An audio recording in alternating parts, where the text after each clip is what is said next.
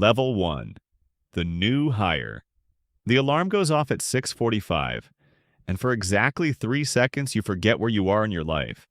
And then you remember and you get up faster than you have gotten up for anything in the last 4 years of college because today is the first day of the job, and the job is real and the salary is real. And for the first time in your adult life, you are not broke in the aspirational sense of being a student with potential. You are about to be a person with income. You iron the shirt the night before. You iron it again in the morning because there's a crease you didn't catch. You leave 40 minutes earlier than you need to because you cannot be late today.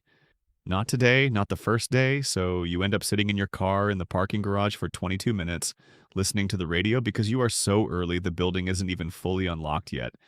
And a security guard has to let you in through a side entrance, and he does it without looking up from his phone. The orientation is 6 hours long. There is a woman from HR named Sandra who has been doing orientations for 11 years. And you can tell because she delivers every sentence with the specific flat warmth of someone who is kind to people they will never see again. She tells you about the health insurance and your eyes light up because health insurance is something adults have and you are now an adult with it. She does not explain the deductible. You will learn about the deductible later, the hard way, the specific way every young person learns about deductibles, which is at a pharmacy counter at 9 p.m. when a pharmacist tells you a number, and you check your bank account in your pocket under the counter to see if you have that number. They give you a lanyard. The lanyard has your photo on it, and your name and your employee ID number, which is 8 digits long, and you memorize it within a week without trying to. The same way you memorized your childhood phone number. Through repetition, through typing it into systems, through saying it on calls where someone needs to verify who you are. Your desk is in a row of identical desks. The keyboard is not the keyboard you would have chosen. The monitor is slightly too low, and after 3 days, your neck starts doing something new. There is a woman at the desk beside you named Patricia, who is 53 years old and has been at this company for 19 years, and she tells you, on the first day, in a voice that is not unkind, that the good parking spots fill up by 8:15, so you should get here early. She says this as though arriving before 8:15 is a simple lifestyle choice, and not the rearrangement of your entire morning. You smile and nod, and the next day you arrive at 8:10. The first paycheck arrives in your account on a Friday, and the number is wrong. Not wrong, smaller than expected, smaller than the salary divided by 26 would suggest, and you sit in your car at lunch and Google, why is my paycheck less than my salary? And you learn about federal income tax and state income tax and Social Security and Medicare and the health insurance premium that comes out pre-tax, which should feel like a benefit and mostly just feels like another subtraction. You do the math on your phone calculator and you sit with the result for a moment. The result is not alarming. The result is livable. The result is not what you thought the number would feel like. You go back inside and eat your lunch at your desk because the break room is loud and you don't know anyone yet. And eating alone at a table surrounded by people who are already in established conversational groups is something you have decided to avoid until you've established your own. You eat a sandwich you made at home because you are now tracking your expenses because the paycheck is real and the rent is real, and the two of them are in a relationship that requires management. The sandwich is fine. The sandwich will be fine for a while. Level 2. The settled employee. 2 years in, and you know things about this building that the building didn't tell you. You know that the microwave on the left side of the break room takes 45 seconds longer than the one on the right, but people avoid the right one because Craig from accounting heated fish in it 18 months ago, and the reputation has outlasted Craig, who left in January. You know that the quarterly all-hands meeting always runs 7 minutes over because the CEO likes to take questions and always picks the same 3 people who always ask something that sounds like a compliment disguised as a question. You know the carpet pattern in the hallway well enough to notice when they cleaned it. This is the kind of information that lives in you now, and you did not ask for it. You got a raise at your 1-year review. 3.5%. Your manager said you were doing excellent work and that they valued your contributions, and then he said the number and you did the math so quickly in your head that you were already at the annual total before you finished the sentence. The annual total was not life-changing. The annual total was the kind of number that makes your situation measurably better without making it different. Your rent went up 4% that same month, You did not mention this in the meeting. The Sunday feeling has arrived. You didn't invite it. It showed up around month 14 as a specific low-grade weight that settles somewhere between your shoulders and your chest around 5 p.m. on Sunday evenings when the light changes and your body, which is smarter than your brain about some things, begins processing the information that tomorrow is Monday. It's not dread exactly. It's not depression. It's the atmospheric pressure of someone who is genuinely fine, who has a job and an apartment and health insurance, who still feels something shift inside them every Sunday at 5 when the light changes that they cannot fully describe to anyone who doesn't already know what you're talking about. You have a friend at work now. Her name is Amara. She sits 2 rows over and she makes the same face you make when the all hands runs long and you found each other through that face. You eat lunch together on Tuesdays and Thursdays and sometimes Wednesdays if neither of you has a meeting that bleeds through. You talk about everything and nothing and the job with the specific fluency of 2 people who share the same coordinates, who understand what it means when you say the thing about the manager's emails at 4:30 on Thursdays without needing the explanation. You've started cooking more. Not because you love cooking, because you have done the math. Eating out 3 times a week costs the equivalent of a bill you already have, and the math suggests you should cook.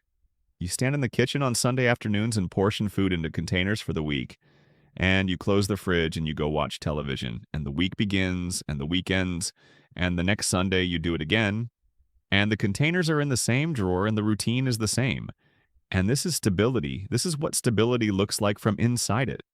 You apply for a job on a Tuesday afternoon.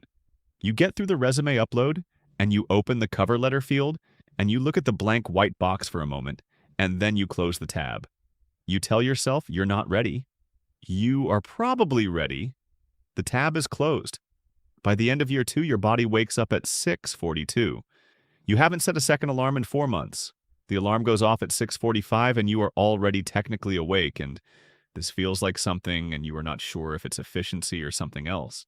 Level 3. The mid-career realization. There is a new person who started 3 weeks ago who reminds you of yourself, and you have spent 3 weeks trying to decide whether that's interesting or uncomfortable, and you've landed on both. She's 23. She has the lanyard photo where you look exactly like how you feel on the first day. Slightly overprepared, slightly uncertain. The expression of someone trying to make a good impression on an environment that stopped making first impressions on anyone a long time ago. She asked you last Tuesday which elevator is faster, and you told her without thinking. And then you heard yourself answering and thought, I know this. I know the answer to that without deciding to know it. I have been in this building long enough to have the answer to questions people don't know to ask yet. That thought sat with you for a few days. You are 7 years in. The salary is genuinely better now. Not 3.5% better. Actually better, because at year 5 you walked in with documented contributions and a competing offer you weren't fully prepared to take, and your manager responded with a number that was still lower than you asked for but higher than you expected. You accepted it because the competing job was 40 minutes further away, which is 80 minutes a day, which is almost 7 hours a week of your life in a car on a highway, and you valued those 7 hours at a number that made staying reasonable. You still think about that calculation sometimes. You don't know if you made the right call. You made a call. You are good at the job now. Not exceptional. Good. Competently, reliably, dependably good in a way that is valuable and in a way that makes you invisible in the specific way that competence makes people invisible in organizations. The people who get noticed are the ones who are failing conspicuously or succeeding conspicuously. You are succeeding quietly, and the organizational reward for quiet consistency is continued employment at the same desk with incremental adjustments that track inflation on good years and don't quite on others. You have started noticing things you didn't notice before. You check your personal email 11 times before lunch without meaning to check it 11 times. You have a particular way of angling your monitor so that when your manager walks past the row, he sees a spreadsheet and not a browser window. You know the sound of his footsteps on the carpet before you see him, which is not something you decided to learn. You know when he's coming the way you know when it's about to rain. A shift in the ambient information of the environment, cataloged without being asked. There is a Saturday in October where you don't go out. Plans fell through. You spend it at home, and around 2 in the afternoon you realize you've been on the couch since 11, and you haven't eaten. You go to the kitchen, you look at the pot on the stove. The pot is clean because you always wash your dishes. You look at it for a moment that is longer than the moment needs to be, not thinking about anything specific, not unhappy, just standing in the kitchen on a Saturday afternoon at 31 years old looking at a clean pot. You order food, you eat it, you watch something, you go to sleep. Monday comes. Monday always comes, and you always go. Level 4. The Golden Handcuffs. You are 37 and you have a mortgage, and the mortgage is not a trap. You tell yourself it is not a trap. The mortgage happened the way most mortgages happen. Not as a grand decision, but as the arrival of logic. Renting was paying someone else's equity. Interest rates were at a specific number at a specific moment. The down payment had been sitting in a savings account for 3 years accumulating. In the patient way, money accumulates when you stop expecting it to become something else. So you bought a house. A real house with a yard and a water heater you are personally responsible for, and a mortgage that arrives on the first of every month and requires your job to exist in order to be paid. Your job, which was previously something you could leave if you found something better, is now something you maintain the way you maintain the water heater, because the alternative is a cascade you can see clearly and do not want. Notice what happens to your monthly income now. Before it arrives, it is already allocated. Mortgage, car payment, insurance, health, car, home, the specific accumulation of insurance that happens when you suddenly have things to lose. Utilities, the grocery run that is 31% more expensive than it was 5 years ago, for reasons involving things you cannot personally control. Your phone, the 3 streaming services you've kept because the 3 are load-bearing, the student loan you will be paying until you are 42. After all of that, money remains. There is always money remaining. The money remaining covers the dinner out and the weekend trip and the thing you buy after thinking about it for 3 days. And the money remaining is enough, and enough has been the word governing every level of this experience, and continues to govern it in the specific way that a ceiling governs a room. Not pressing down, just present, defining the top of the available space. You've been here 12 years. 12 years means you have watched 7 people leave who should have stayed, and 3 people stay who should have left. It means you have survived 2 rounds of layoffs, and each time you have survived, you spend the afternoon quieter than usual because someone you ate lunch with for 4 years just carried a box out of the building, and you don't know what to say that is both true and kind. And the intersection of those 2 things is sometimes a very small space. The LinkedIn recruiter messages arrive twice a month now. You open them. You read them. You close them without responding 9 times out of 10.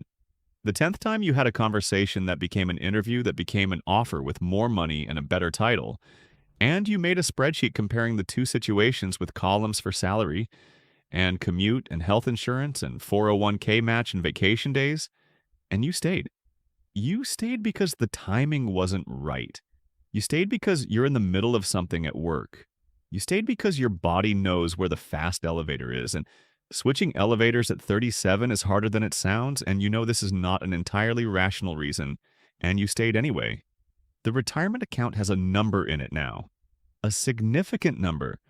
Not enough to retire, but significant, real.